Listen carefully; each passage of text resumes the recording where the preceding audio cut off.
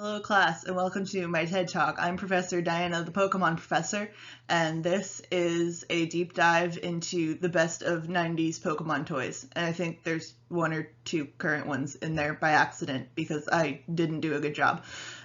These are all first party official merchandise, and I just need to emphasize, how rough 90s kids had it growing up. We didn't have cool on model collector's toys like you kids have these days. Anyway, buckle up. This is going to be a wild ride. So it all started with a game that I created after my eBay recommendations showed me some Pikachus. Specifically, I wanted to look at the ones that talked and lit up from the 90s, which were very cute and I love very much. And then it started recommending me these, and I made a game called Bad Pikachu, where you find a bad Pikachu and then share it with all your friends. As you can see, they're actually quite good, excellent Pikachus. As Professor Oak might say on this one, wonderful! Father, please. They're just very good. All of these are on eBay, by the way. Just go on eBay and type in, like, Pokemon 1998 or 1997 plush, and they will pop up, though they may have been bought by now, because look at him! They're so good. Fat Pikachu writes. See this one on the right here, these little dudes are actually the one I want, though not all of them are this stuffed. I don't know what happened here, but I love the energy he's bringing to the table. Look at him! This one's got a very long head and kind of looks like if Homestar Runner were a Pikachu, and I respect that energy so much. This one's kind of upsetting, so let's move on. Prototype Ditto Break. This is Ditto, but from before Ditto. Is it Toga time? I think it's Toga time. See, I'm funny, and I reference other YouTubers' videos that are funnier than mine, so you should like and subscribe to my channel, even though this is an art channel usually. But it's Pokemon's 25th birthday, okay? Rise. All Togepi pictures are good. This Togepi is Togapissed. Togekiss, more like Togapissed. Off. This one's Flatfoot Friday. As you can see, it's very flat. And I'm a big fan of it. I'm a big fan. Several Togepi listings have a picture from this angle, and I don't understand why, but it's very, very good, and I'm glad about it. And their heads just kind of stick forward.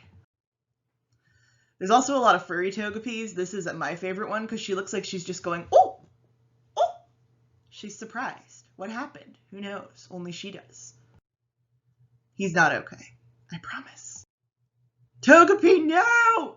I also used random designs for every single one of these slides, so I have no idea if the text is going to scroll again like that or not, but we're going to find out together. Anyway, after that startling display of violence, it's time for a Fat Pikachu break. Please enjoy some Fat Pikachus. This one gets his own slide because look at his face! Also like that he has little accidental eyelashes because the fabric frayed, but it kind of gives him a fun flirty look. This one's missing his nose, but he's still valid and I love him. Look at this profile. It's so round. This one is also round, but not in a fun way. Please free him, Pikachu writes.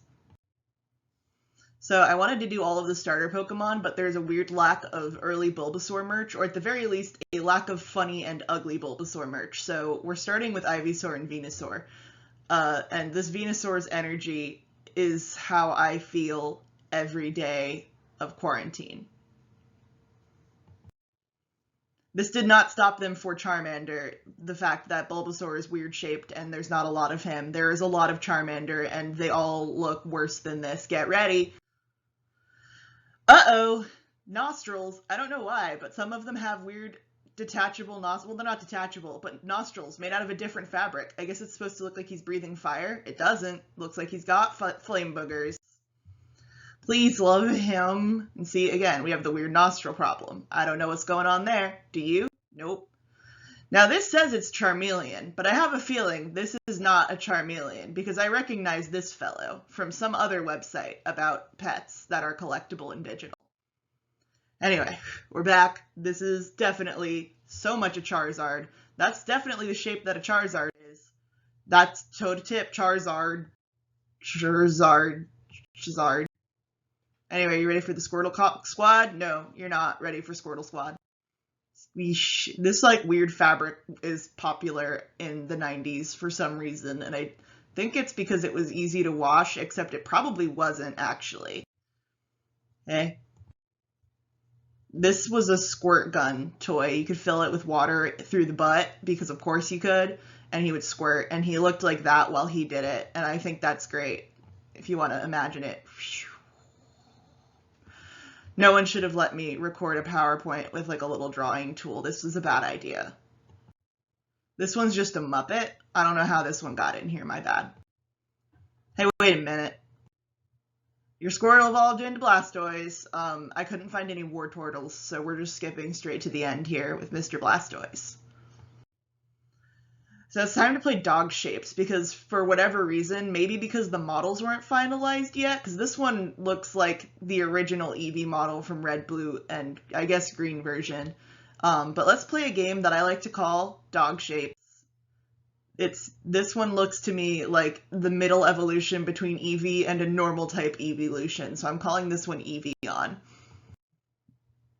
Every Vulpix is cursed, but none are more cursed than this one.